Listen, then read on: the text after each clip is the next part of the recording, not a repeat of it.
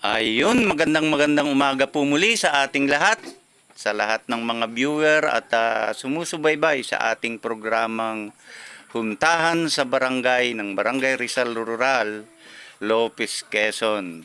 Ayun, mapalad po tayo na ating kakapanayamin ang isa sa haligi rin ng Farmers Association ng Barangay Rizal. At siguro napapansin ng ating mga viewer, puro mga nasa hanay ng kababaihan ang ating ini-interview. At sila po ay mga tunay na mga magsasaka. So, para po sa kabatiran ng lahat, espesyal ang ating gagawin ngayong panayam sapagkat ngayon po ay araw na ipinagdiriwang ng international volunteers sa buong mundo. So ito po ay naganap kahapon, Pizza Asingko ng buwan ng December. So ngayon po ay aalamin natin, kakapanayamin, ano ba ang diwa ng pagiging volunteer, lalong-lalo na sa mga programa na ginagawa ng samahan ng mga magsasaka dito, particular sa Barangay Rizal, Lopez, Quezon. Ayun, hindi na po ako magpapatumpik-tumpik pa at atin na pong hihingin. Pakibanggit lang po ang inyong pangalan at katungkulan sa samahan ng mga magsasaka. Ako po si Ginang Ailos Biminda Satuna. Ako po isa sa representative ng Farmers Association ng Barangay Rizal. At balita ko po, kasama rin kayo sa management team. Yes po. Yes. Ng mga programa at proyektong kumikita ng samahan. Sa bookkeeping. Sa bookkeeping. Ang ating po palang panauhin ngayon ay siyang nagdidisenyo ng iniingatang mga tala, mga kapapilan ng ating programa. At ano po ang nagbunsod sa inyo para maging kabahagi ng gawain ito ng mga magsasaka? Ang mga magsasaka po, kagaya ko, kami po ay may hinahangad na kaunlaran sa ating barangay at sa pansariling kaunlaran. Parang maganda, word for the day yun na. Doon sa mga una nating nakapanayam, ang sabi nila, pagtutulungan, katapatan, yung dahilan, kaya sila naging kabahagi ng mga pakikipaglingkuran. Pero ngayon may natutunan kami, para sa pag-unlad. Para sa pag-unlad, sir. Ng samahan ng mga mamamayan at ng sarili. Sarili na rin, sir. Isang totoong hangarin. Yes, sir. Kasi mga viewers natin, marami kasi ngayong mga tao na minsan kapag tatanungin natin, para bang sabi nga nung anak ko ni Rizal TV, Daddy, bakit ang background mo kapag ikaw ay nasa harapan ng cellphone ay sipag lang? Wala ka namang ginagawa maghapon. Pero dito, tama-tama yung binabanggit ni sister na ginagawa ko at ang nagbunsod sa iyo para maging kabahagi ng gawain ng mga magsasaka ay para sa kaunlaran at sa sarili. Meron ba kayong sweldo sa ginagawa ninyo, tulad din ito ng tanong ko sa mga ibang na-interview? Sa ngayon, sir, ay wala pa naman. Banda-banda roon siguro magkakaroon din. Banda-banda roon. Maganda yung pangarap. Magkakaroon din tayo. Siyempre nga, sa una, sipag at tiyaga, voluntary tayong gagawa. Pero tayo ay may hinahangad sa dulo. Sa dulo. Ano ba yun? Matagal ba yun o madaling panahon? Parang malapit-lapit na. Malapit-lapit na. Oo, kasi mga giliw nating tagapanood, pansinin lang po natin na sa ganitong gawain o mga programa, lalong-lalo na po ang RTL o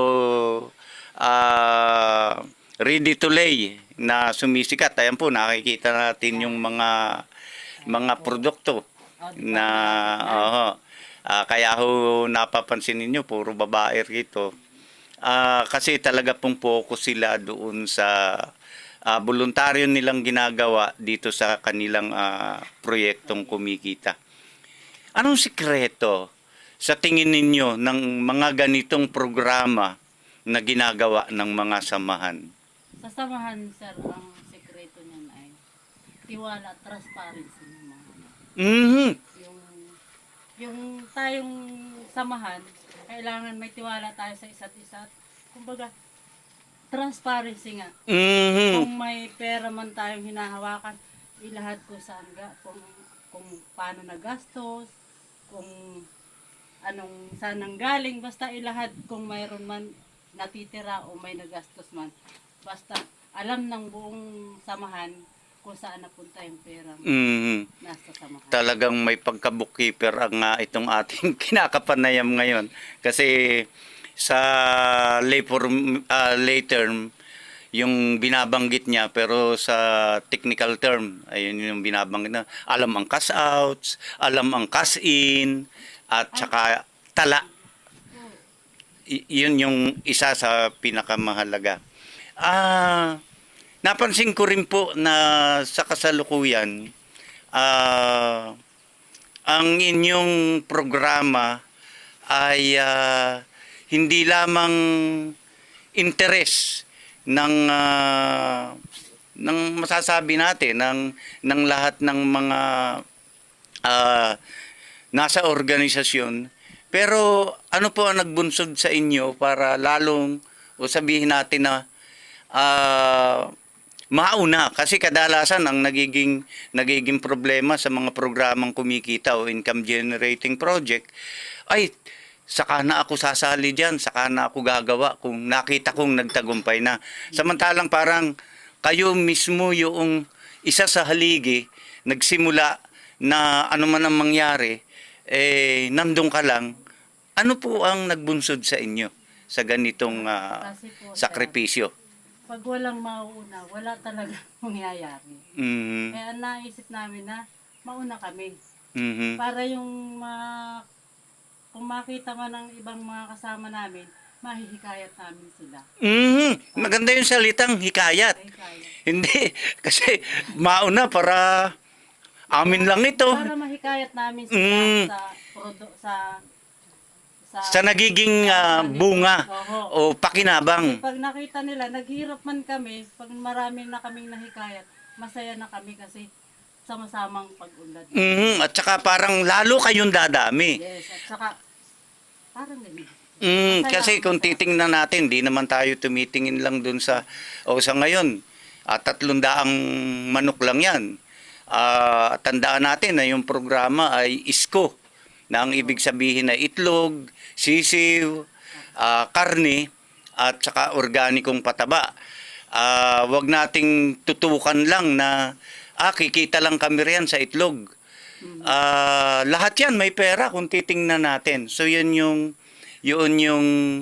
napakaganda at nagbunsod sa inyo para isa sa maging haligi umauna na volunteer para sa pagdating dun sa dako-dako roon ay may kayat at marami na kayong magtatrabaho. Masaya na. Masaya na talaga. Oo, pag marami masaya. Isa pa po, bukod dun sa binanggit ninyo, ano pa po ang masasabi ninyo at maipapayo sa ating mga kabarangay at hindi lang dun sa barangay natin kundi dun sa iba pa na lalo na sa mga nanonood na maaring nakaka-relate o nakaka-connect na may mga ganito ring programa. Ano po ang masasabi o maiipayo ninyo para sa mga sa kanila? Sipag lang. Tiyaga at ano ba yun? Concern kumbaga malasak. Malasakit, dagdag na naman. Mhm. Kumbaga, kung barangay yan, magkaroon kayo ng malasakit. Kung Mm. hindi man ninyo kung sa una hindi niyo mahikayat ang mga tao, pag nakakita sila na umuunlad ang ating, halimbawa, negosyo, Mhm. pag lumapit sila at gusto nilang sumama, hikayatin niyo sila. Mhm. Kumbaga,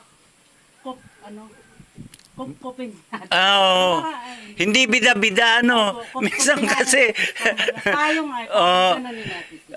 kasi Yakapin minsan, natin sila. maraming masipag magtrabaho. Pero bida-bida. Bida-bida. Ang ibig sabihin kasi minsan ng salitang bida-bida, Ganon. kapag nagsasaksis na, o yung nagsasaksid na, yung nagtatagumpay na, kami ang may gawa niyan. Pero para sa iyo, ang payo mo sa kanila, hindi. Sipag lang, tiyaga, tapos pagka nakita nating matagumpay, hali kayo, ganyakin natin. Yakapin natin sila. Yakapin. Naalala ko yung salitang yakap. Sama-sama. Sa mga nanonood nga po palang viewers natin, hindi po masama na yakapin ninyo ang aming channel. Like po, share, at ganyakin po natin yung mga iba na panoorin. Hindi lang po ang connectivity ng ating ginagawang interview. Ano bang pakialam namin sa Barangay Rizal? Ito po ay nabanggit ko na sa mga nakaraang interview. Ang ating pong bansa ay bansang agrikultural. At isa po sa nasa ilalim ng Department of Agriculture ay ang paghahayupan, hindi lang pagtatanim. So kung mapapansin nga natin, napakaganda ngayon ng programa po ng ating departamento ng pagsasaka, sapagkat iniinggan nyo na ang maraming kabataan. Kasi napapansin natin, napupulawi na yung mga magsasaka.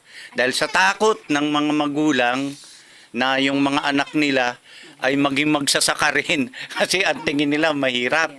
Pero ngayon yata, balita natin, natutuwa tayo sa departamento ng pagsasaka, ng agrikultura, kasi marami yata ngayong mga kabataan na naiinganyo na maging scholar at magtapos ng agriculture.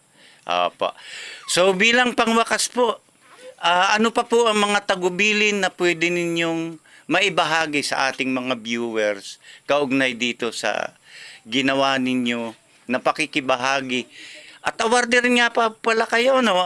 Natatanging sambahayang magsasaka ng pamilya, ibig sabihin buong pamilya, mula sa kabuuhan nung pamilya ay talagang depende sa pagsasaka.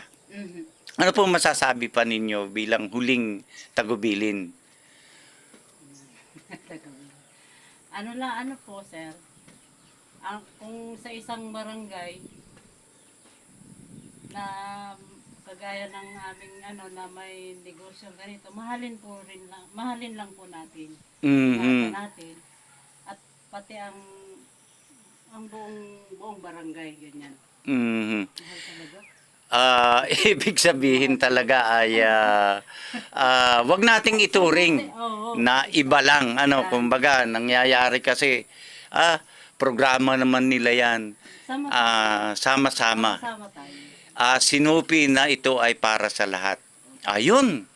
Maraming salamat po, at sana po ay patuloy tayong magtagumpay dito sa mga planoing ito. Tandaan po natin ang ating samahan, ang Farmers Association, ay hindi lang naman nakatingin sa mga programa na kumikita na kagaya ng RTL.